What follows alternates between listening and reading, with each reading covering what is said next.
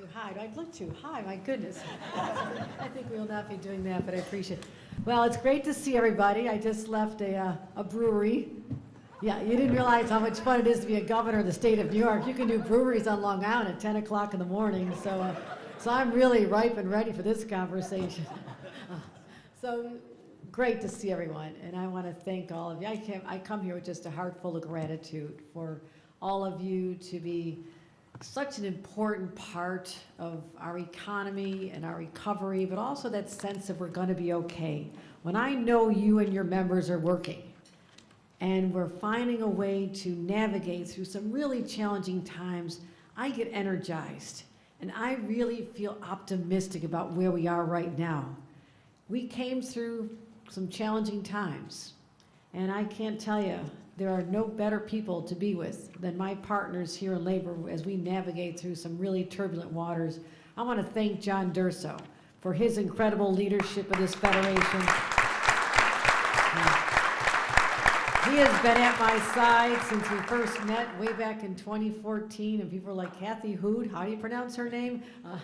John has been there, and I thank you for just being such a champion, a great champion in every sense of the word of labor on Long Island, and we've been great friends and allies. I want to thank John Durso.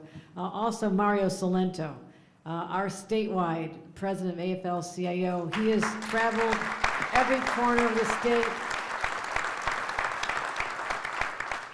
He was an important part of our conversations around the budget as we talked about priorities for labor, making sure that labor was at the forefront of all of our conversations on economic development and our energy future and so many other areas. So his voice has really made a big difference in our decision making. I want to thank Mario Salento for his great work as well. So Mario, thank you for your friendship. Maddie Arasich, good to see you again. I see Maddie every single week at some other great announcement. And Dominic, thank you for all you do for us. And Nora Higgins and everybody. Ryan, I see Ryan a lot. And also, I am so fortunate to have the dream team in state government. I have exceptional people. My talent is finding talent. And I want to thank Roberta Reardon for what she has done through some, where's Roberta?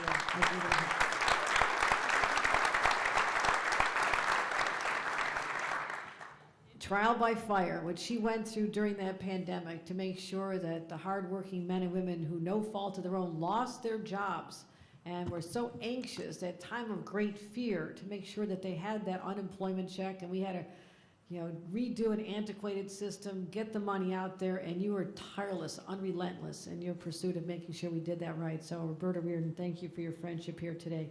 I want to just also talk about how I feel. I really do feel optimistic about where the state is heading. We can handle these challenges, my friends. We have some on our plate, but everybody does. We are getting through them with an intentional sense of optimism to tell people we're going to be okay. And I think about Long Island, and I'll get to the labor issue. We think about some of the questions I'm always asked about, like affordable housing, because you're trying to bring more workers here, but you get the young people who say, I can't afford to live in the hometown I grew up in, and that is sad. That is sad for themselves, it is sad for their families. And we are going to be laser focused on making sure that we increase the affordable housing stock here on Long Island, and I want you to build it. I want that to happen. I want that to happen. Also, people are anxious about crime. I understand this. We're not blind to this. We talk about this. I have a gun interdiction task force, and we've had 4 times the number of cases where we've seized guns that the bad guys were going to use on our streets. We're fighting back, and we're fighting back hard. And I want you to know that. This is what I think about day in and day out, is making sure people feel safe on our subways and our trains and in our communities, that we focus on not just the shooters in places like Uvalde. My God, is it heartbreaking to watch the news this morning, the people that did not respond and save those children's lives. But also where I come from in Buffalo, a community still trying to heal from what they had experienced. We are focused on those issues, but also the everyday incidences of quality of life and how people feel that sense of insecurity. As your governor, this is my priority, to get people feeling good again, and also dealing with the crime issue in our state, working with our partners as well. So we're going to deal with affordable housing. We're going to deal with the crime issue, but also we are going to give people so many more opportunities for good paying union jobs. And that's what I'm focused on. That's what it's all about. Let's take roads and infrastructure, for example, $32.8 billion. Have you ever heard numbers like that before when it comes to our capital plan? We are going to be fixing everything.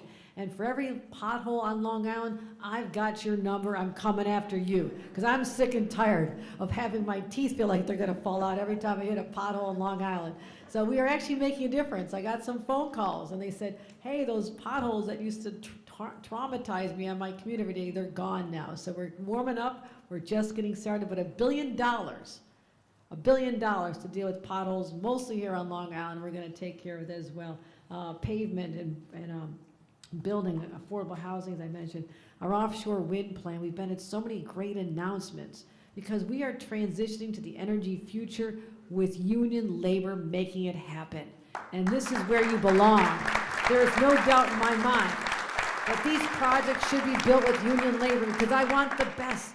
I want the highest quality. I want people who come through apprenticeship programs who actually know what they're doing. And also, how we can drive more people to those programs. We have to lift those programs up, but I want to see more people from communities of color. I want to see more women on these job sites. I want us to tackle the issue of childcare, which is a barrier for so many women to be able to do the work of these good-paying jobs and opportunities. So we've invested over $7 billion in childcare alone, opening up 400,000 slots. So we have to deal with all the reasons that there are barriers for people to walk into these great-paying jobs because I know what they can do. I know what a union card can do for a family because it did it for mine. My parents grew up in poverty. My grandparents grew up in poverty, but when my dad and grandpa got those jobs at the steel plant, their lives were changed forever. And I'll never forget that. I'll never forget what that did for my family, that they could have the dignity of a good paying job and actually buy a little house for their 8 kids and have a car and have their kids go to college. And someday a granddaughter could actually become a governor because of the work that they were able to do because they were union members. And that's exactly what happened. So my friends, we're just getting started. We're just getting started. We have so much to do. Let's keep building back Long Island. Let's build back the state. And let's do it union labor. Thank you, everybody. Thank you.